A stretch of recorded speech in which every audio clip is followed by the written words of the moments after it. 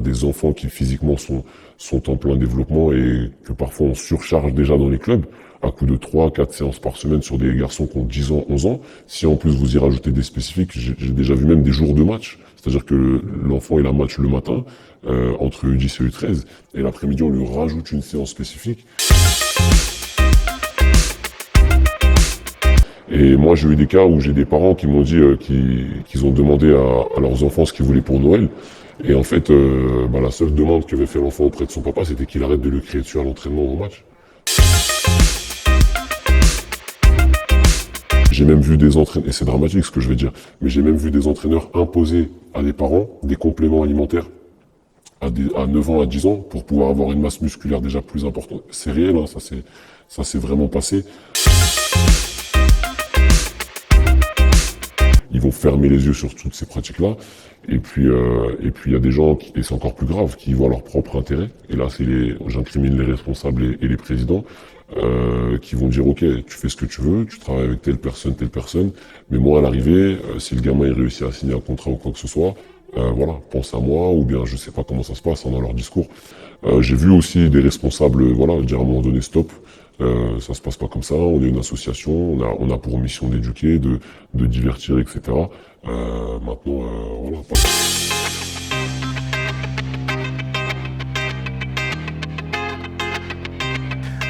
Alors, COP, aujourd'hui, un numéro spécial, dans un endroit spécial. Hein. D'habitude, je suis dans des beaux hôtels, dans des suites pour faire des interviews. Et aujourd'hui, on est dans un endroit un peu plus underground, on va dire, pour parler d'un sujet un peu plus underground. Alors, je suis avec un éducateur aujourd'hui qui a choisi l'anonymat. Alors, il a ses raisons, on va en parler tout de suite, mais on va parler de sujets dont on parle assez rarement dans le milieu du football amateur. Alors, déjà, ma première question que j'ai envie de te poser, déjà, comment ça va? Et ensuite, pourquoi tu as choisi l'anonymat aujourd'hui pour t'exprimer dans ce numéro de COP? Bonjour à tous les auditeurs de COP, ça va très bien, merci. On a décidé de parler d'un sujet qui est assez important, mais qui peut être interprété de façon différente. Voilà pourquoi l'anonymat a été préféré, parce que c'est un sujet qui peut susciter une certaine incompréhension chez les différents acteurs du football amateur. Mais l'objectif ici n'est absolument pas de créer un conflit avec qui que ce soit, de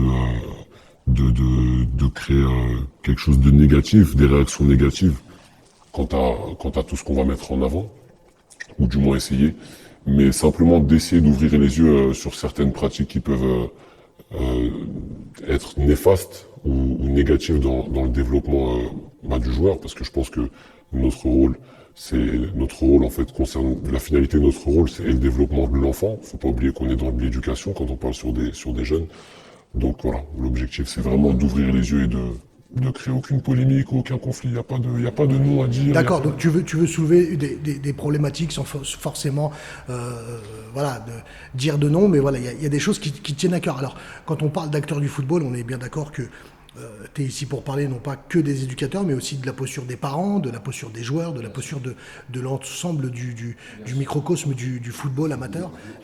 De personnes qui peuvent aussi intervenir, qui n'ont pas forcément qui ont parfois des intérêts qui sont différents de ceux des familles ou de ceux des joueurs. Donc bien évidemment, voilà, mettre en lumière ces choses qui peuvent être néfastes et interprétées de façon difficile pour le développement de l'enfant, encore une fois. Alors, toi, tu as intervenu sur pas mal de catégories, que ce soit l'école de foot, que ce soit les jeunes, les U15, les U16, les U13, les U7, les U10, enfin bref, tu as eu un regard suffisamment large pour pouvoir avoir un regard suffisamment objectif sur ce qui s'y passe. Commençons par ce qui te choque le plus aujourd'hui vis-à-vis de la posture de certains éducateurs. Qu'est-ce qui aujourd'hui, dans la pratique des éducateurs, dans la posture qu'ont les éducateurs sur le foot amateur, qu'est-ce qui, toi, te dérange le plus? Pour rejoindre ce que tu disais, donc ça fait une dizaine, voire un peu plus d'années que je fréquente 3, 4 à 5 fois par semaine les terrains franciliens. Et aujourd'hui, ce qu'on observe qui peut déranger, les postures qui dérangent, ce sont des éducateurs qui ne sont absolument pas dans des principes d'éducation Et si on le transpose au football, de formation. On a des éducateurs qui aujourd'hui vivent peut-être dans un monde alors encore une fois, hein, je ne pointe pas une majorité ou autre, mais on a des éducateurs qui vivent peut-être aujourd'hui dans un monde de paraître où pour s'obtenir un gain de crédibilité auprès d'autres acteurs, que ce soit de joueurs ou de parents ou de gens qui interviennent, conseillers ou agents ou recruteurs ou autres, leur seul objectif réside dans le fait de gagner. Voilà. Je sais pas s'il y a d'autres termes qu'on peut utiliser, mais De gagner, l'intention. tu parles de gagner sur le terrain, tu parles de gagner, gagner quelque chose financièrement, de gagner une posture, un poste. Je pense que ce sont deux choses qui se rejoignent parce qu'aujourd'hui, auprès des responsables, auprès des présidents, peut-être que gagner avec des équipes que ce soit en école de foot ou en préformation ou en formation est pour eux synonyme d'être meilleur et de pouvoir s'obtenir le crédit de demander une compensation financière ou bien un meilleur poste au sein du club ou bien pouvoir s'écrire une ligne supplémentaire sur un CV, sur un palmarès dans un but qui leur appartient par la suite. Donc c'est comme un serpent qui se mord la queue pour une seule et unique finalité, c'est celle de vouloir gagner, paraître meilleur auprès justement des acteurs dont on parlait, les enfants, les parents, etc. Et puis voilà. Mais Bon, après, en soi, gagner, c'est pas mal. Dans ce que j'entends de ce que tu me dis, finalement, gagner pour soi, simplement pour soi, dans un but personnel, c'est là que ça devient un peu plus pernicieux, un peu plus tendancieux. alors il y a plusieurs façons de gagner et puis il y a surtout des catégories d'âge. On parle de gagner et combien coûte cette victoire. Quand on est sur des jeunes, je pense que l'objectif premier n'est pas là. On a déjà discuté hein, par rapport au principe de formation, etc. Euh, il faut avant tout être capable de savoir vers quel chemin tendre pour obtenir cette victoire. Quand on parle de gagner, certes, c'est pas une mauvaise chose, mais à quel prix? Et comment obtenir cette victoire? Et quand on parle de ces choses-là, de vouloir gagner absolument, peu importe la victoire et peu importe le moyen emprunté. C'est-à-dire qu'aujourd'hui, c'est comme à l'école. Vous avez un problème mathématique, il y a le garçon dont la seule obsession va être de trouver la solution pour pouvoir avoir un regard positif venant de l'extérieur. Ah tiens, lui l'a trouvé, c'est une bonne chose. Et puis vous avez celui qui va se prendre la tête sur comment on va trouver la solution. Et l'objectif aujourd'hui, malheureusement, de certains de ces éducateurs ou acteurs, il est de gagner à tout prix pour pouvoir s'acheter une crédibilité, pour pouvoir exister dans certains clubs ou au sein, ou au sein d'une élite francilienne. Je ne sais pas trop comment on peut l'appeler. Mais voilà, tel est le problème. Et pourquoi c'est un problème? Parce qu'aujourd'hui, ça peut avoir des conséquences éducatives ou sportives assez graves sur des enfants qui finalement, bien souvent, ne veulent que s'amuser. Alors bien évidemment, ils ont des rêves. Mais je pense que nous, en tant qu'éducateurs, on doit leur montrer le chemin à suivre pour atteindre ces rêves et non pas suivre des chemins qui sont peut-être tronqués et un petit peu dénués de sens, parce que voilà, ont des conséquences parfois désastreuses. Parce que c'est vrai que dans ce que tu nous dis, enfin, moi je l'ai vu de mes propres yeux, et pas que dans un seul club, dans énormément de clubs, des éducateurs, même sur des toutes petites catégories, on va dire sur des U7, U8, U9, U10, jusqu'à maintenant, enfin on peut monter loin dans les catégories, d'éducateurs qui se comportent comme des sélectionneurs, qui ne s'attardent que sur la forme du joueur dans l'objectif de gagner le match, tout en se désintéressant complètement de la progression et de leur rôle premier qui est de transmettre un savoir à des jeunes qui justement, enfin moi je pars du principe que un gamin qui a des lacunes, c'est un gamin à qui on doit, sur qui on doit s'attarder, et très souvent on s'attarde non pas sur le potentiel mais sur le niveau du joueur, et c'est un peu ça qui est dommage. Mais je pense que déjà le football, c'est un sport qui doit être ouvert à tous. Et aujourd'hui, quand on observe dans certains clubs, notamment sur ces périodes-là, des affiches de détection pour du recrutement, alors on lit déjà, hein, c'est bien triste, mais sur des U7 élites, sur des U8 élites, U9 élites, etc. C'est-à-dire qu'un enfant qui aujourd'hui veut pratiquer du football mais n'a pas forcément ce niveau élite qui est demandé, peut-être que dès le départ on lui ferme déjà la porte, ou bien on le catalogue dans une équipe 4 ou dans une équipe 5 avec un éducateur qu'on va trouver au dernier moment et qu'on va payer, si je peux le dire, à coup de lance-pierre. Et tout de suite, je pense que l'enfant, dans sa perception de l'activité, il va sentir qu'on ne s'intéresse pas forcément à lui de la même façon qu'on s'intéresse à son copain qui est peut-être meilleur. Et moi, je pense que déjà, on ne l'aide pas forcément. C'est le meilleur moyen de dégoûter un enfant de la pratique, déjà lorsqu'il veut commencer, lorsqu'il n'a pas forcément un niveau. Et en plus de ça, comme tu disais, vouloir directement construire une sélection dès les U7, dès les U8, avec les meilleurs enfants, alors peut-être du quartier ou de la ville ou du secteur, pour pouvoir gagner des choses. C'est vrai qu'on a récemment, on observe voilà, des éducateurs qui construisent des sélections en U8, en U9 pour pouvoir gagner tel ou tel tournoi. Mais au final, on se demande pour quel but. Alors est-ce que c'est pour avoir une crédibilité, prendre des raccourcis pour éviter de se former? Parce qu'aujourd'hui, il y a des formations qui permettent d'apprendre des choses, de s'acheter aussi une crédibilité, tu vois, pour pouvoir exister auprès des instances, auprès des clubs. Mais tu as peut-être des éducateurs qui souhaitent prendre des raccourcis, qu'au lieu d'aller se former 1 an, 2 ans auprès du district, auprès de la ligue, pensent qu'en gagnant tel ou tel tournoi, eh ben, eux seront intouchables parce qu'eux auront construit la meilleure sélection. Et c'est bien triste à dire parce qu'on n'est pas dans une réalité. On n'est pas dans un principe d'éducation, on est plus dans un principe de consommation. euh, dans lequel malheureusement beaucoup sont complices. Je pense aux parents, qui malheureusement beaucoup vivent sur l'instant T. Ils pensent que si leur enfant aujourd'hui à 7 ans, 8 ans, 9 ans, 10 ans est capable de faire telle ou telle chose, c'est donc un joueur fini, c'est donc un joueur qui est prêt pour le haut niveau. Or, jusqu'à 16 ans, 17 ans, et encore, c'est très tôt, 16 ans, 17 ans, il n'y a pas de joueurs finis. Ce sont des joueurs qui sont constamment sur de la découverte, puis sur de la préformation et de la formation. Et je pense qu'il n'y a aucun joueur au monde qui, à 16 ans, 17 ans, était capable de tout faire. Donc, il faut ouvrir les yeux sur, euh, sur ces pratiques qui peuvent être déviantes et comprendre que voilà, à 7 ans, 8 ans, 9 ans, il n'y a pas de sélection à avoir. On a des garçons qui sont à la recherche d'une pratique, qui sont en train de se construire psychologiquement, qui sont à la recherche de confiance, qui sont à la recherche de copains aussi, d'évolution dans un environnement sain, où ils peuvent prendre du plaisir, où ils peuvent s'amuser. Et il faut se détacher de cette notion de résultat ou de cette notion de gain absolu au profit d'un acteur qui peut être nuisible justement pour tous les autres, quoi, qui sont les joueurs. Alors, moi j'ai envie qu'on parle de choses un peu plus tendancieuses, un peu plus graves.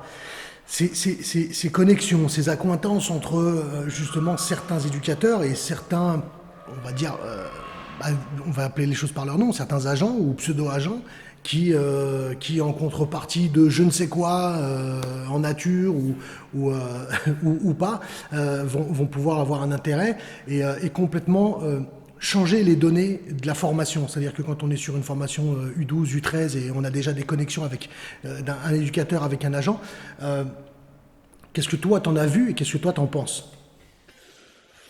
Le problème, c'est qu'aujourd'hui, ces agents et ces éducateurs qui travaillent avec ces agents ou ces conseillers, ils interprètent ces enfants, parce que ça reste des enfants, comme des mini-pros. C'est-à-dire que on a observé que durant un match ou un tournoi, ce garçon a été capable de faire ça, ça, ça, et en fait, on va le projeter dans une espèce de société de football de consommation, où on va le traiter comme s'il était déjà aguerri psychologiquement, comme si physiquement il était déjà capable de s'entraîner tous les jours.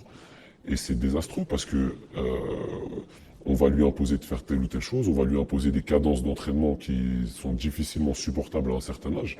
Et puis au final, les conséquences sont que dans l'énorme majorité des cas, bon, bien sûr il y a des exceptions comme pour tout, mais dans l'énorme majorité des cas, on va vendre du rêve depuis tout jeune à un garçon en lui disant qu'il va réussir, qu'il va finir professionnel, que pour qu'il finisse professionnel, il faut qu'il fasse ça. Des fois, des très jeunes âges, 9 ans, 10 ans, il faut qu'il fasse ça, ça, ça, il faut qu'il s'entraîne tant de fois par semaine, par jour. Et au final, ce qui se passe, c'est qu'il y a des garçons bien souvent qui, 3 ans, 4 ans, 5 ans plus tard, sont dégoûtés de la pratique par leurs parents, par leurs pseudo-éducateurs et par l'intervenant aussi. Et au final, les gens sont frustrés parce que vous avez des parents qui se frustrent auprès de leurs enfants. Ouais, mais ça, moi, ce que je veux savoir, c'est est-ce que tu l'as déjà vu? Est-ce que On l'a est-ce que observé, c'est ça s'observe très fréquemment. Ça s'observe très fréquemment euh, par différentes formules. Par la formule de parents qui insistent auprès de certains éducateurs. Moi-même, j'ai pu le connaître pour pouvoir donner des séances spécifiques à leurs enfants. Alors on le fait, parce qu'on pense dans un premier temps que l'enfant est friand et qu'il a envie. Mais au bout de quelques semaines, on s'aperçoit que pendant même quelques jours, 3 à 4 séances, on s'aperçoit que l'enfant sur le terrain, il court pas forcément, qu'il n'a pas forcément le même mordant sur chaque ballon, qu'il n'a pas forcément l'agressivité, en tout cas déjà l'intention nécessaire pour faire telle ou telle chose. Et puis à un moment donné, on demande aux parents, mais est-ce que vous êtes sûr que c'est lui qui le veut? Et puis le parent dit oui, oui, oui, il adore le foot, etc. Et puis finalement, on s'aperçoit qu'on a des enfants qui baissent la tête, qui n'osent pas parler devant leurs parents, Et moi, j'ai eu des cas où j'ai des parents qui m'ont dit qu'ils ont demandé à leurs enfants ce qu'ils voulaient pour Noël. Et en fait, la seule demande qu'avait fait l'enfant auprès de son papa, c'était qu'il arrête de le crier dessus à l'entraînement ou au match. Et il y a des parents qui, heureusement, ont ouvert les yeux sur ça et le fait de laisser leurs enfants plutôt s'amuser que de leur imposer des choses. Mais effectivement, c'est très souvent, c'est chaque semaine. On l'observe sur des comportements de parents, mais aussi Alors, sur non, mais des enfants qui viennent je avec sens que tu as très envie de parler des parents et c'est un sujet dont on va parler. On va parler des parents. Moi, ce dont j'ai vraiment là, pour l'instant, j'ai envie que tu me parles, c'est de savoir si toi, ces accointances, ces connexions entre éducateurs et agents, si c'est vraiment quelque chose de réel. Et ce que ça engendre en termes d'injustice, c'est-à-dire que finalement, un éducateur va faire plus jouer un joueur qui est avec l'agent avec qui il est en connexion, plutôt qu'un autre, ou de s'en occuper. Est-ce que c'est des choses qui... Je pense que dans notre milieu amateur, ça arrive. Moi, j'ai déjà été témoin de certaines choses, mais je pense que c'est encore plus fréquent dans les centres de formation. C'est-à-dire qu'aujourd'hui, Tu as été témoin de quoi? On va venir à ce que tu allais nous dire. moi, j'ai été témoin dans des clubs évoluant en 17 ans nationaux ou déjà en 15 régionaux, de garçons qui avaient signé des ANS avec des conseillers ou des agents. Et puis, ces agents-là avaient été orientés par leurs futurs éducateurs ou leurs éducateurs en cours de la saison. Et puis forcément, à partir du moment où il y a un ANS qui est signé par un garçon avec un agent, un conseiller qui est présenté par l'éducateur, il est évident que déjà ce garçon-là a une posture ou un statut qui est différent des autres qui arrivent sur le circuit. Et puis c'est dramatique. C'est dramatique pourquoi? Parce qu'on a encore une fois affaire à des garçons qui ont 15 ans, 16 ans, qui sont à la recherche d'apprentissage, qui sont à la recherche de possibilités de corriger leurs défauts dans certains paramètres du jeu, et puis qui finalement ne pourront peut-être jamais, parce que leur éventuelle place, elle est quoi qu'il se passe occupée par un garçon qui a un statut privilégié. Et c'est même pas tant aussi la faute du joueur. C'est un mélange en fait d'intérêts comblés par l'éducateur, le conseiller, le parent, qui font que le joueur qui a ce statut ne le veut peut-être pas forcément, parce que lui finalement il veut peut-être seulement se former et pouvoir progresser dans certains domaines qu'il ne maîtrise pas. Et deux, un joueur qui, quoi qu'il se passe, peut travailler autant qu'il veut, peut se développer autant qu'il veut, que son séance ou un match, il n'aura peut-être jamais sa chance. Parce qu'il y a un ANS qui est signé, il y a des intérêts qui vont bien au-delà du jeu aujourd'hui à l'instant T et du développement. Et voilà, c'est des intérêts qu'on ne connaît pas forcément, mais... On va rappeler pour ceux qui ne connaissent pas, ANS, c'est accord de non-sollicitation, c'est une forme de contrat qui fait que un jeune qui signe avec tel club ne peut pas être sollicité par aucun autre club pro jusqu'à... Ou même par aucun autre agent, à l'instant T, quoi. Enfin, je pense que ça ne concerne pas forcément Oui, bien sûr. les agents, c'est surtout la protection vis-à-vis des autres clubs français entre eux, de pas se faire de concurrence déloyale dès l'instant où ça a été signé. Justement, ce petit monde qu'est le football amateur, où gravite pas mal de monde, quelle est la posture des clubs? Est-ce que les clubs ferment les yeux sur les pratiques des éducateurs? Est-ce qu'il y en a qui mettent le haut là? Est-ce qu'à un moment donné, on dit non, écoute, ton rôle c'est d'éduquer, arrête tes conneries avec tes histoires de connexion ou de vouloir gagner pour toi et ainsi de suite? Est-ce qu'à un moment donné, le club met le haut là? Heureusement qu'il y a des clubs qui le font. Heureusement, parce que sans ça, je pense que les clubs s'auto-détruiraient eux-mêmes. Maintenant, il y a beaucoup de responsables et de clubs qui ne le font pas parce qu'ils y voient eux aussi leur propre intérêt économique ou sur le plan sportif. Il y a des clubs qui peuvent être par moments en difficulté sur des générations parce que le club concurrent ou le club du coin a de meilleurs joueurs, donc ils vont fermer les yeux sur toutes ces pratiques-là. Et puis il y a des gens, et c'est encore plus grave, qui y voient leur propre intérêt. Et là, j'incrimine les responsables et les présidents. Qui vont dire ok, tu fais ce que tu veux, tu travailles avec telle personne, mais moi à l'arrivée, si le gamin il réussit à signer un contrat ou quoi que ce soit, voilà, pense à moi, ou bien je sais pas comment ça se passe dans leur discours, mais c'est une des raisons pour lesquelles c'est dramatique, parce que certains y voient leur propre intérêt, ne ferment pas les yeux dessus. Donc les clubs sont parfois complices de ces choses-là, pas toujours heureusement. J'ai vu aussi des responsables dire à un moment donné stop. Ça se passe pas comme ça, on est une association, on a pour mission d'éduquer, de divertir, etc. Maintenant, pas tout le monde malheureusement. Ouais, alors on va rappeler les choses quand même. Le but ici, c'est vraiment pas de Non, dénoncer les choses, mais justement peut-être de faire prendre conscience à certains que leur pratique ne va pas dans le sens dans lequel ils devraient aller, et finalement faire prendre du recul, parce que encore une fois, certains éducateurs qui pratiquent certaines choses sont assez jeunes et font des erreurs de jeunesse. Alors, tout n'excuse pas la jeunesse. Mais malheureusement, j'ai comme l'impression que il y a personne qui est capable de faire une boucle de rattrapage à un moment donné, que ce soit justement le club ou même certains parents. Et là, justement, je pense que tu as des choses à dire sur les parents. À un moment donné, les parents, j'ai comme l'impression qu'ils sont en mesure de quasiment tout accepter. Il n'y a aucun recul, il n'y a pas d'objectivité. Alors, il y a une chose qui est évidente, c'est qu'aujourd'hui, chaque parent veut le bien pour son enfant. Ça, c'est une évidence. Personne ne le nie. Maintenant, à quel prix? Parce que il y a certains parents qui veulent peut-être trop le bien et qui, à travers la pratique, veulent potentiellement peut-être s'acheter une paix sociale. Ça devient dangereux. Mais, euh, mais aujourd'hui, voilà, c'est une évidence que chaque parent veut le bien pour son enfant. Maintenant, le souci, et ce que nous, on essaie de transmettre aux parents, c'est qu'à vouloir être trop bienveillant, parfois vous mettez vos enfants en difficulté. Parce qu'on veut absolument tout leur donner. On est prêt à acheter tous les tournois, acheter tous les éducateurs, faire des séances par-ci, par-là, mettre tous les moyens humains et financiers pour que l'enfant réussisse. Sauf que par moment, c'est pas un service que l'on rend aux enfants parce on risque d'être dans de la surconsommation. Les parents sont à l'écoute, je pense, des clubs et des éducateurs qui, comme on disait, hein, parfois peuvent avoir un message tronqué ou pas forcément adapté à l'enfant. Il faut savoir que chaque enfant est différent. Chaque psychologie de l'enfant est différente. Les enfants n'ont pas forcément tous les mêmes besoins. Et ça, c'est des questions qu'on se pose pas forcément, que ce soit éducateur ou parent. Il y a des parents, il y a des enfants qui ne parlent pas forcément à leurs parents, qui ne disent pas stop, ou qui peut-être ont peur de dire les choses à leurs parents, de peur d'être délaissés ou de peur d'être vus de façon différente. Donc voilà, un enfant émettra rarement un cri d'alerte, mais les parents à vouloir être trop bienveillants, à vouloir trop donner à leur enfant, par un moment, voilà, ils risquent d'emprunter un chemin qui n'est pas forcément le meilleur pour de l'éducation. Encore une fois, c'est important de parler de l'éducation parce qu'on ne parle pas des mini-adultes. On parle à des enfants dont la psychologie est en construction, qui sont à la recherche de confiance, qui sont à la recherche de valeurs qui vont leur permettre, à un moment donné, d'affronter la vie. Parce que, comme on sait, le pourcentage de ceux qui arrivent en haut est très mince, très très mince. Et ça, je ne sais pas si tous les parents l'entendent, même infime.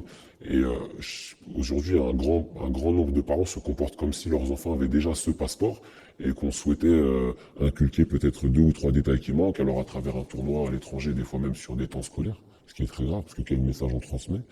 Des fois par de la surconsommation avec des entraîneurs qui vont faire des séances spécifiques ou individuelles.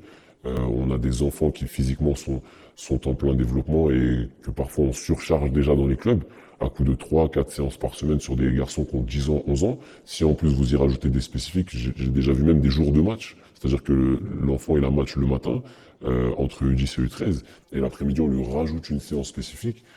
Ça risque de devenir très dangereux, déjà physiquement, pour tous les syndromes qu'on connaît aujourd'hui, hein, avec l'osgood, avec sévère, avec des fois des malformations osseuses, sans forcément rentrer dans les détails, mais des capacités physiques qui sont surchargées et parfois ça peut être très très dangereux pour Du l'enfant. surentraînement, Du surentraînement trop tôt. déjà physiquement et surtout psychologiquement. Et je pense qu'il est important d'ouvrir les yeux sur ça parce que les enfants le feront rarement par peur de décevoir et par peur d'être mal vus dans leur club ou par leurs parents.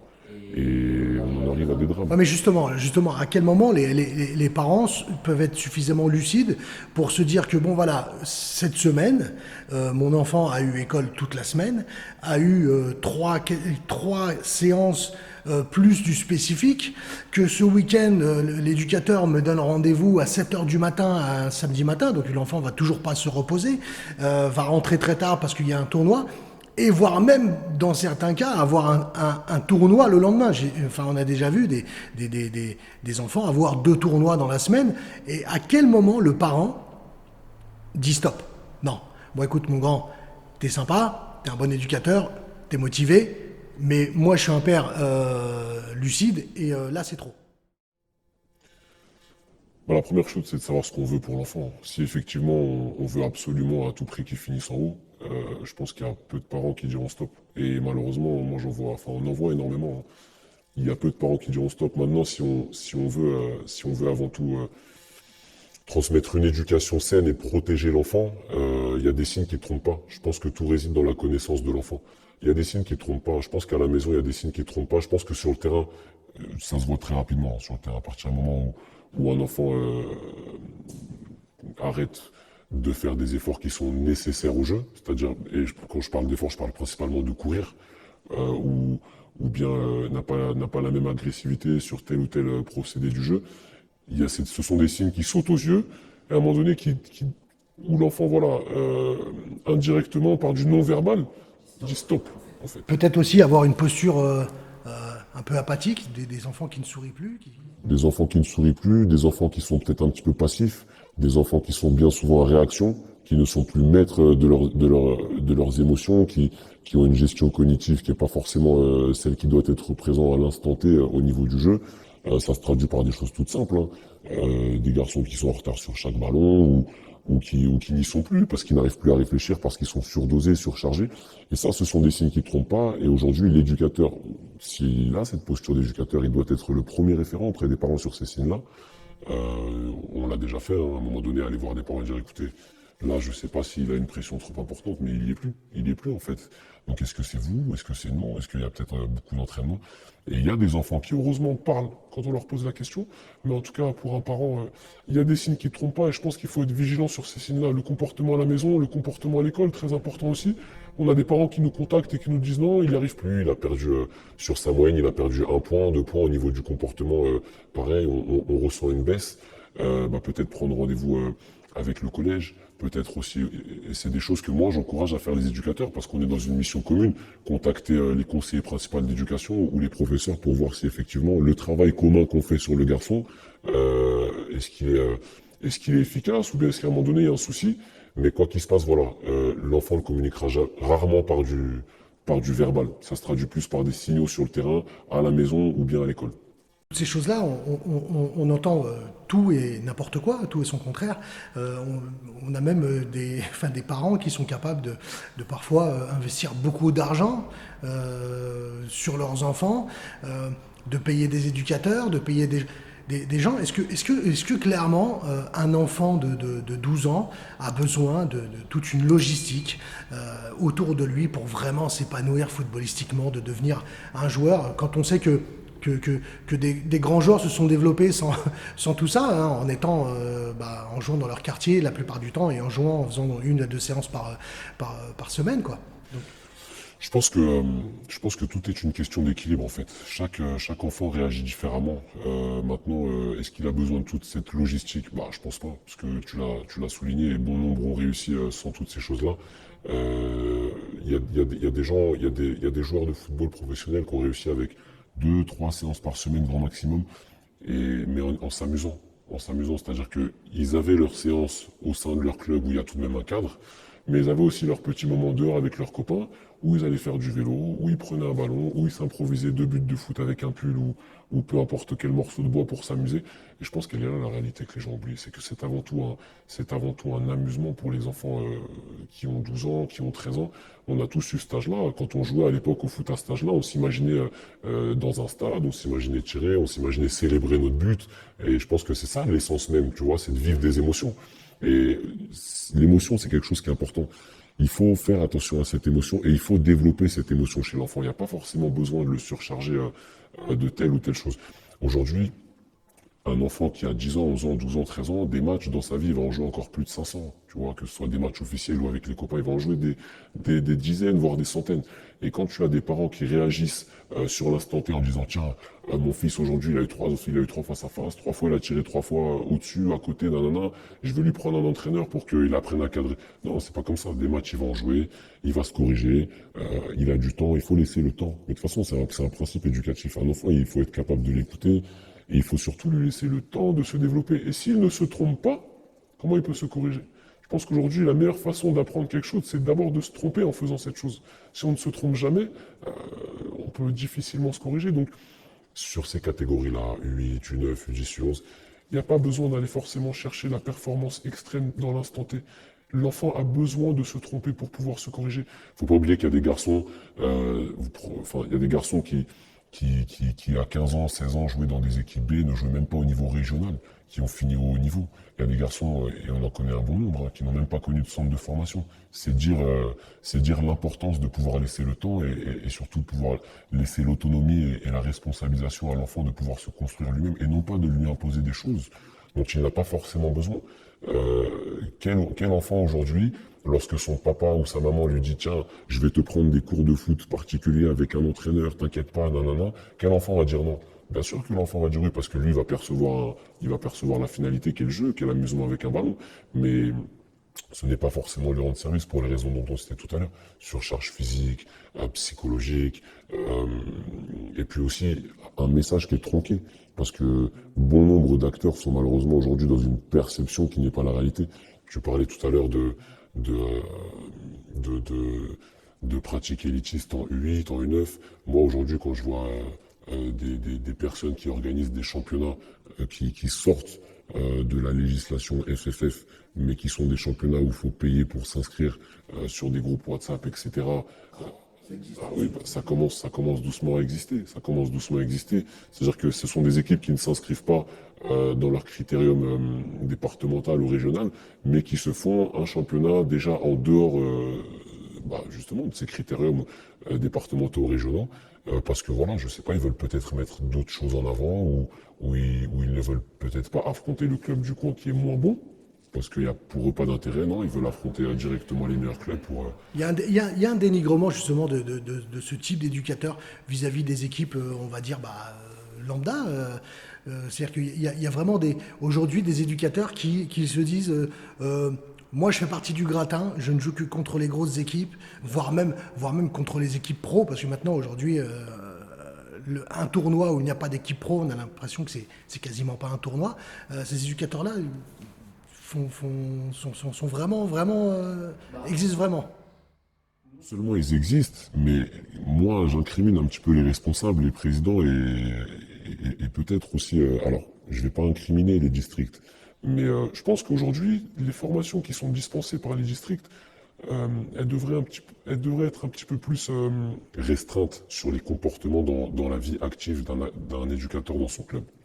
Pourquoi? Parce que ces éducateurs dont tu parles, un, existent, et deux, pour vraiment exister, pour être crédibles, ils veulent être dans les meilleurs clubs, ils veulent avoir la meilleure équipe possible, et ils prennent ce qu'on appelle des raccourcis. C'est-à-dire qu'aujourd'hui, les formations telles qu'on les connaît sont d'abord les CFF qui sont dispensées par les districts, et ensuite le brevet moniteur football et le brevet d'entraîneur football par la Ligue. Tu as beaucoup d'entraîneurs qui aujourd'hui, enfin d'éducateurs qui aujourd'hui sont sur des U8, sur des U9, des U10, U11, qui gagnent des tournois, qui gagnent des matchs contre les plus grosses écuries parisiennes, voire même des clubs professionnels, qui se prennent en photo, le mettent sur les réseaux sociaux, et par ces processus s'achètent de la crédibilité et se disent finalement, moi j'ai pas besoin en fait de me former. Parce que moi je gagne déjà ça. Là j'ai battu le PSG, là il y a eu un club belge, là il y a eu l'Ajax, en tournoi je les ai battus 2-1. Donc pourquoi est-ce que j'irais me former? Et beaucoup en fait se donnent du crédit, se crédibilisent grâce à des prestations contre ces équipes-là. Et finalement ils prennent des raccourcis, ils refusent de se former, et les clubs autorisent ces choses-là. Et puis après tu sais c'est comme le serpent qui se mord la queue. C'est-à-dire qu'après, tu as l'agent qui intervient ou le conseiller, et puis tu as le parent qui va forcément donner du crédit à tout ce processus, puis tu as le club dont on parlait qui va peut-être laisser faire ces choses-là parce qu'on va y voir une génération dorée, ou on va y voir une opportunité financière, et puis tu as l'éducateur qui, lui, va y voir son intérêt personnel, parce que tu as son collègue qui pendant 10 ans s'est formé et qui aujourd'hui a atteint un BEF, mais lui vient d'arriver dans le circuit et il a déjà gagné la cup de je ne sais pas quoi. Et au final, voilà, ce sont des raccourcis qui sont pris pour être consommés et pouvoir dans l'échelle du mérite faire partie des meilleurs. Alors là, justement, ce dont tu es en train de souligner, c'est que finalement, quand ces éducateurs et ces parents et tout ce petit monde du football arrivent dans ce type de tournoi contre ce type d'équipe, c'est pas seulement l'enfant qui rêve, mais c'est tout le monde qui rêve finalement. Tout le monde Tout le monde y voit son intérêt, l'éducateur il y voit son prestige, peut-être que les parents ils voient la réussite, la future réussite professionnelle de leur enfant, l'agent il voit, ou le conseiller il voit son gain potentiel à travers l'enfant. C'est tout le monde qui rêve. L'enfant, bah, bien évidemment, lui se voit professionnel, puisque lui il se dit à 9 ans, à 10 ans j'ai battu le PSG ou l'Ajax, donc pourquoi je le ferais pas déjà à 16 ans? Et puis si lui il se dit qu'à cet âge-là il a réussi à les battre, il se dit que dans 10 ans il les battra également. Et c'est tout un monde qui vit à l'instant T, qui ne se projette pas sur les risques, qui ne se projette pas sur les conséquences de ce qu'on peut imposer aux familles, de ce qu'on peut imposer aux enfants, et qui finalement se trompe, parce que comme tu disais, il n'y a pas de joueur fini à cet âge-là. En soi, on est d'accord que c'est pas un mal que de vouloir jouer à un moment donné, enfin, Absolument une fois pas. dans la Mais saison, de nouvelles équipes. ça doit rester un plaisir en fait. Ça doit rester un plaisir. Aujourd'hui, les tournois, alors ça reste mon avis, encore une fois, les tournois en fait, pour un enfant, ça ne doit être qu'un plaisir d'un moment qu'il partage avec ses copains. Voilà. Il doit pouvoir partager son sandwich. Il doit pouvoir arriver, vivre des émotions. Il y a une cérémonie d'ouverture. Il y a une petite musique à la fin lors de la finale où on donne le prénom et le nom de famille des enfants. Ça, ce sont des émotions. Et c'est, pour moi, la seule et unique raison pour laquelle devraient exister les tournois, c'est faire vivre une journée aux enfants qui est un petit peu différente de leur quotidien habituel. À travers leur sport dont ils sont amoureux, leur faire vivre un maximum d'émotions, que ce soit dans la défaite, que ce soit dans la victoire. Ils doivent sentir de la tristesse, de la frustration, mais aussi du bonheur. Ils doivent soulever leur coupe ensemble. Voilà, ils doivent vivre toutes ces émotions qui font que le gamin se construit. Mais il ne faut pas y voir un développement sans précédent et surchargé parce que voilà, c'est nuisible et c'est un risque pour son développement. Tu t'imagines aujourd'hui un enfant qui bat le PSG lors d'un tournoi, qui la semaine d'après joue contre c'est mon réputé et perd. Qu'est-ce qui se passe? Les parents se frustrent, l'éducateur se frustre, et au final, qui en pâtit? C'est l'enfant. Parce que lui, il se dit, oh, la semaine dernière, j'ai battu le PSG, et aujourd'hui, je suis même pas capable de gagner contre telle équipe, qui a un statut, un rang largement inférieur à celle qu'il a joué la semaine prochaine. Et c'est pas constructif. Non, mais au-delà de ce genre de position, c'est vrai que j'ai souvent vu des tournois, même de gamins, qui étaient dans l'obligation de ne pas courir en dehors, enfin de ne pas s'amuser en dehors des matchs. Non, mais c'est dramatique. Comme, Tu te rends compte de ce qu'on impose à des garçons qui finalement veulent juste découvrir des choses, s'amuser. C'est dramatique parce on les prépare comme des professionnels. Aujourd'hui, moi-même aussi j'ai vu, hein, tu sais, les gens regardent un petit peu les reportages. Actuellement, tu as l'Euro de l'équipe de France, comment ils s'y préparent. Il y a du vélo, il y a des footings dans les bois, etc. Et puis on est aussi dans une période de tournoi. Tu as des éducateurs qui demandent déjà à leurs enfants d'aller faire du vélo ou qui organisent des randonnées, des veilles de tournoi, alors qu'on parle d'enfants qui ont 10 ans, 11 ans, c'est dramatique. Moi, j'ai vu, alors la transition qui est difficile dans le football amateur, je pense que c'est la transition du foot à 5 au foot à 8 et du foot à 8 au foot à 11, parce qu'on est véritablement dans la découverte d'un autre sport. Et moi, j'ai connu, il n'y a pas très longtemps, des parents qui en foot à 5 ont gagné un bon nombre de tournois, même à l'étranger, qui ont affronté des clubs professionnels, etc. Seulement, ils avaient voilà des petits gabarits qui étaient très bons, très toniques sur des petits espaces, mais arrivé au foot à 8, tu as un espace un petit peu plus important et tu as un volume de course qui est nettement plus important. Ce volume de course, à l'instant T, les enfants n'étaient pas capables de le reproduire. Et si tu veux, en début d'année, donc c'était là, hein, début d'année en septembre, tu as des parents qui se sont présentés auprès des responsables et des éducateurs pour leur dire, voilà, nous, l'année dernière, on a fait ces tournois-là. Vous, cette année, vous les avez pas fait en U10. Maintenant, c'est clair et net que si nous, nos enfants font pas ces tournois en U10-là, nous ne resterons pas au club parce que le club d'à côté les propose. Nous, on dit, OK, ce qui s'est passé, c'est que ces enfants-là ont ensuite joué un match de critérium départemental, donc contre une équipe modeste du département, et ont perdu, je crois, par 5 ou 6 buts d'écart. Et en fait, à la fin de ce même match, les parents n'étaient même pas intéressés de la performance de leurs enfants, mais ont tout de suite présenté les tournois à l'éducateur en disant, voilà, là, l'inscription, c'est telle date, il faut tel chèque, tant d'argent, etc. Et l'éducateur, qui est dans son rôle, a dit, mais attendez, là, on n'est même pas capable de rivaliser contre cette équipe-là, et vous voulez nous inscrire à des tournois avec des clubs professionnels, etc. Enfin, est-ce qu'il n'y a pas un problème Et puis non, les parents étaient vraiment dans l'instant T, dans la consommation passée de ces tournois où ils avaient réussi à battre tel ou tel club pro, et puis pensaient que voilà. Et le fait de perdre, alors ce jour-là, puis les semaines qui suivaient contre des clubs de statut inférieur que ces clubs pro, ils ont commencé à se frustrer, ils ont commencé à dire à leurs enfants que c'était de leur faute, ils ont commencé à critiquer le club qui n'était pas bon parce qu'ils n'étaient pas capables de continuer sur la progression de leurs enfants. Finalement, se frustrer et se trouver des excuses alors que c'était eux-mêmes s'étaient construit un monde où où ils ont connu un certain ascenseur émotionnel qui fait que ça n'a rendu service finalement à personne. Donc c'est dramatique, c'est pour moi dramatique. Moi, j'ai envie qu'on parle, parce qu'on a parlé, voilà, on a parlé des éducateurs, on a parlé un petit peu des agents rapidement, on a parlé du club, on a parlé des parents. Moi, j'ai envie qu'on parle aussi un petit peu des clubs professionnels. qui ont certainement aussi un rôle dans ces déviances, dans ce football qui perd un petit peu son essence première, que tu t'en parles, du plaisir, ainsi de suite. Ouais, j'ai envie que tu nous dises ce que tu penses vraiment des clubs professionnels. Par exemple, quand un club pro vient voir un gamin de 11 ans pour lui faire signer un ANS, est-ce que ça a pour le gamin, vraiment pour le gamin, est-ce que ça a une réelle utilité? L'ANS, on le rappelle, c'est à partir de 13 ans. Il n'y a Oui, pas d'ANS avant, c'est un protocole après, d'accord. il y a aussi des accords, c'est ça, et de plus en plus tôt, malheureusement. On parlait des tournois U9, il y a des clubs pro qui s'y intéressent, et bon, c'est dramatique. Parce qu'après, ils entrent en contact avec les parents, l'éducateur, bref.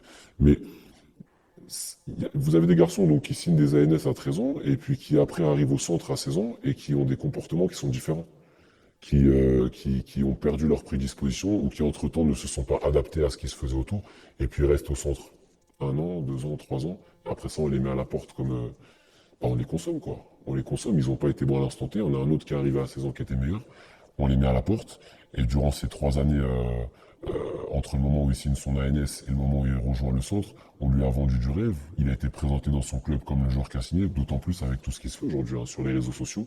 Et puis à l'arrivée, dès qu'on le met à la porte, comment est-ce que lui l'interprète? Quel est le projet éducatif et associatif derrière? Et il y a eu des drames. Il y a des garçons qui sortent du football, qui se réfugient dans des milieux qui ne sont pas forcément les plus adaptés. Bon, on l'a vu avec le joueur de Chelsea, le jeune qui a mis fin à ses jours, ce qui est dramatique. Et à un moment donné, il faut aussi que les clubs pro ouvrent les yeux. C'est-à-dire que quand on fait signer un gamin très très tôt, il se projette très très tôt parce qu'il a tout un monde autour de lui qui commence à croire en lui, à le projeter de lui-même sans que lui se projette. Il y a des regards qui vont changer, des regards qui sont complètement différents et c'est ça qui est dramatique. Puis on a même des cas, sans forcément les citer, au niveau professionnel, qui n'ont pas forcément la carrière qu'ils méritent. C'est-à-dire qu'à 15 ans, 16 ans, étaient vus comme les meilleurs joueurs de leur secteur ou bien même de leur pays. Et puis à l'arrivée, qu'on n'ont pas forcément eu la carrière qu'on leur voyait à 15 ans, 16 ans, parce qu'on a été très tôt dans de la surconsommation, et peut-être que eux ont vu les choses acquises. Bien souvent, un garçon à qui on fait signer un ANS, malheureusement, lui voit les choses comme acquises. Et son éducateur perd en crédibilité. 2, les parents n'en accordent même plus au club. Et à l'arrivée, quand le garçon arrive au centre, je sais plus, la dernière fois, il y avait il y avait une statistique qui disait que, en tout cas très peu, très peu de joueurs qui signaient en centre à l'arrivée signaient professionnels.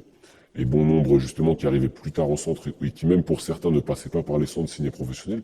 Pourquoi? Parce que bien souvent, lorsque vous signez tôt, vous faites croire à un enfant que les choses sont déjà acquises. Alors, pas tout le temps, bien évidemment, parce que des fois, on le signe avec un projet, avec de bonnes intentions, mais ce sont des choses qui ne sont pas forcément toujours mises en avant, parce qu'on est encore une fois dans de la consommation, et tout le monde se voit déjà arriver et ne voit pas la nécessité de développer plus ou bien de travailler plus, même si j'aime pas forcément le terme travailler pour un garçon qui a 13 ans, pardon.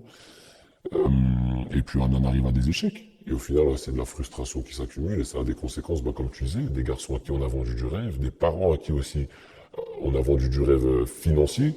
Et puis après, vous avez des... Voilà, mais ça, c'est pas grave encore. C'est des adultes, comme je dis, les vendeurs de rêves, moi, c'est pas eux que j'en veux le plus, c'est à ceux qui l'achètent. Et à la rigueur, quand c'est un gamin qui achète du rêve, c'est un gamin, il n'est pas armé pour pouvoir savoir que... Ils sont bien souvent très mais les parents, par contre, ont un vrai rôle là-dessus. On ferme les yeux aussi sur l'école. Il y a des garçons qui sont des... On en a vu, malheureusement, qui sont des phénomènes absolus, mais on ferme les yeux sur les bulletins. On ne regarde pas ce qui se passe à l'école. Et on se dit, aujourd'hui, lui, il fait partie du top 10, du top 20 en Ile-de-France. Et tu sais que le top 10, top 20 en Ile-de-France, c'est quelque chose de très important. Donc on se dit, voilà, si on travaille correctement sur le plan sportif, dans 5 ans, dans 6 ans, on peut le signer pro. Et à l'arrivée, voilà, il y a des belles compensations financières qui permettent. Mais on ferme les yeux sur ce qui se passe à l'école. Et à cause de ça, eh bien, il y a des erreurs de parcours, il y a des échecs sur le comportement, sur l'attitude face au travail, sur l'attitude face à l'exigence.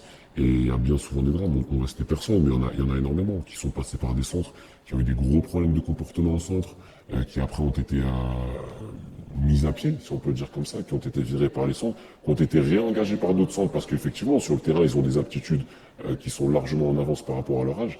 Mais à l'arrivée, voilà, on se retrouve avec des garçons qui, à 18 ans, 19 ans, sur Cher, sur de la Nationale 3, de la Nationale 2, et qui sont complètement perdus. Et qui, s'il n'y a pas de tremplin social, bien souvent finissent avec des drames sociaux, quoi.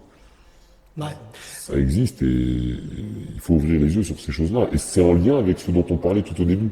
Les messages éducatifs qu'on transmet à un garçon de 9 ans, 10 ans, 11 ans. Parce que c'est un petit peu la suite, hein. C'est un petit peu la suite de ce processus-là, ça, qui commence quand on a 8 ans, 9 ans, 10 ans, 11 ans, qui se poursuit avec des ANS à 13 ans, à 14 ans, et puis une rentrée en centre qui n'est pas forcément bien préparée.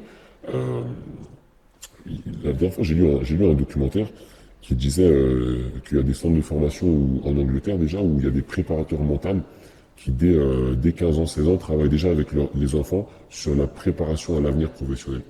Et je pense que c'est une très très bonne chose parce que, de ce que j'ai lu, il y a des garçons qui sont préparés à l'échec. Ils leur disent, voilà, si ça ne fonctionne pas, il faut que tu sois capable de rebondir. Et ça, c'est bien parce que tu te retrouves avec des garçons qui vont au bout de leurs études, qui, même s'ils n'y arrivent pas, sortent avec un diplôme et peuvent rebondir dans un autre travail qui est en lien avec le sport ou qui n'est pas du tout en lien. Et je pense que nous, aujourd'hui, en tout cas quand on l'observe sur les terrains et sur ce qui se passe dans les clubs et sur ce que font les recruteurs, et aussi les responsables de centres de formation, il y a beaucoup de garçons qui ne sont pas préparés à l'échec et qui au final, bah voilà, il y a des drames comme tu disais, bah, c'est paradoxal parce que ça se passe en Angleterre, mais des garçons qui se suicident ou qui sortent complètement du circuit football pour s'acheter pour s'acheter pour s'acheter un rêve à travers d'autres intermédiaires qui ne sont pas forcément les plus adaptés, quoi. En tout cas, le message global, je pense que il a été clair. Il va falloir que beaucoup prennent conscience que les conséquences de tous leurs agissements, c'est les gamins qui le payent au final. Et que ça peut être dramatique pour certains, que ça peut être très grave, et que dans tous les cas, on ne peut pas se permettre de jouer avec l'avenir d'un enfant. Et qu'on peut rêver, mais pour soi, mais pas pour les autres.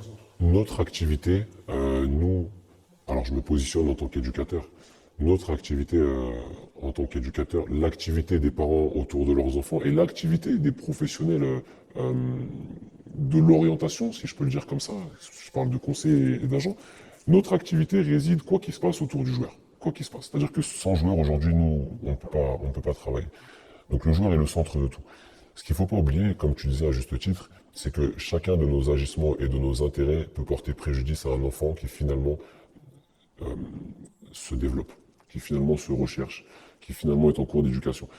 Chaque phrase, chaque mot, chaque convocation, non-convocation, chaque interprétation, chaque correction, chaque jugement de valeur, même si je peux le dire comme ça parce que ça arrive bien souvent, a un impact auprès d'un enfant, a un impact auprès de son développement. On ne le voit pas forcément aujourd'hui parce qu'il y a beaucoup d'enfants qui sont fermés, qui ne laissent pas forcément transparaître leurs émotions, mais qui tôt ou tard ressortira, tôt ou tard. Il faut faire attention à ce qu'on fait. Il faut faire attention à ce qu'on fait parce que, comme tu disais, finalement, on n'a affaire qu'à des enfants. Finalement, bon nombre de ces enfants qu'on a oubliés subissent un destin dramatique et parfois tragique, comme on le disait. Seulement, ces enfants-là, on les regarde pas parce qu'au final, ils tombent dans les oubliettes. Donc, on n'a même plus de visuel sur ces enfants-là. Mais c'est important que aujourd'hui, les clubs qui se disent formateurs gardent quand même un visuel sur ces enfants et fassent attention déjà à ce qu'ils mettent en place dès les plus jeunes catégories. Quand je dis fasse attention, c'est les normes de pratique, les éducateurs. Je parle de l'humain avant tout. Je parle de l'humain déjà. Je parle aussi de la pédagogie qu'a l'éducateur, du discours qu'a l'éducateur, toutes ces choses-là. Et j'en fais appel aussi aux parents à faire attention, à regarder dans quel cadre ils décident de mettre leurs enfants. C'est pas parce qu'un club ou un éducateur a battu les plus gros clubs pro du monde ou obtient les meilleurs résultats que ça veut forcément dire qu'il est compétent ou que son enfant est dans un cadre compétent. On est dans de l'éducation avant tout. On est vraiment dans de l'éducation. Jusqu'à, selon moi, 16 ans, 17 ans, il est difficile à faire supporter une forme de pression à un enfant. Et quand il subit des pressions psychologiques ou physiques à des âges comme 9 ans, 10 ans, 11 ans, que ce soit sur des matchs ou que ce soit sur des tournois ou de la surconsommation ou une discipline qui n'est pas adaptée. On parlait de préparation à des tournois, qu'il faut faire attention à ce qu'on mange à 9 ans, qu'il faut faire attention enfin, qu'il faut aller s'entraîner, courir en dehors de la pratique à 9 ans et 10 ans. J'ai même vu des entraîneurs, et c'est dramatique ce que je vais dire, mais j'ai même vu des entraîneurs imposer à des parents des compléments alimentaires à 9 ans, à 10 ans, pour pouvoir avoir une masse musculaire déjà plus importante. C'est réel, hein, ça s'est vraiment passé. Voilà. Les parents restent maîtres de l'éducation de leurs enfants. Attention par qui on est conseillé, attention à ce qu'on impose aux enfants, ça peut être très dangereux et très mal interprété par les enfants. On ne le voit pas, mais il y a des signes non-verbaux qui ne trompent pas. Et justement, si l'éducateur se dit éducateur, voilà, à lui de détecter ces signes non-verbaux et transmettre un message cohérent aux parents et à un moment donné leur dire, bon, peut-être qu'il n'est pas encore prêt, il y a certains enfants avec qui ça prend plus de temps, on va un petit peu attendre, quoi. Eh ben écoute, j'espère qu'on aura plus d'éducateurs comme toi, animés par une réelle passion de la transmission sans réelle déviance particulière et de retrouver, pourquoi pas, un football qui ressemble à quelque chose de passionnel et de moins intéressé. Tout doit être construit sur l'émotion. Je pense que on en oublie en fait, on en oublie le plus important. Quand on va au stade aujourd'hui, un supporter, un parent, peu importe qui va regarder un match, on y va pour vivre des émotions.